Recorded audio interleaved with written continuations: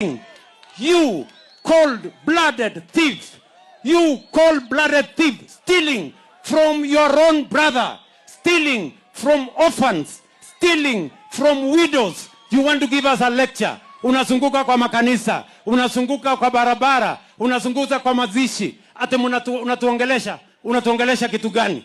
Mtu ambaye ameenda akatia mimba watoto wadogo kama wanarika ya mtoto wake, alafu anaenda anaua hawa watoto, alafu unatuambia mambo ya mauaji. You cold-blooded murderer, heartless character. You want to tell us, you want to mislead our nation. We will not allow you to mislead any community. We will not allow you to mislead anybody in Kenya. You are not going to be anything in this nation. You belong to the rot in jail. Ikweli ama si kweli? Huyo mtu atembee asitembee? Apotee asipotee? Kama kuna mwizi, mwizi ni ule anaibia mtu amekufa. Mwizi ni ule mtu anaibia mayatima. Mwizi ambaye anauliza wale widows. Huyo ni mtu ambaye anaweza kutuongelesha Kenya?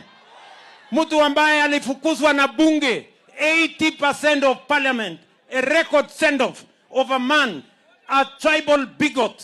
Mtu ambaye ako na pepo ya ukabila na kugawanya watu, anazunguka hapa Kenya anatuambia kitu gani? Huyo mtu, kama mnataka twende hiyo barabara, mimi niko tayari na nyinyi, my friends. Ni kweli ama si kweli? Mnataka hawa watu niwanyoroshe? Hawa watu niwanyoroshe? Hawa watu nitawamalizia asubuhi na mapema bwana. Sijui kama tunaelewana Chwele.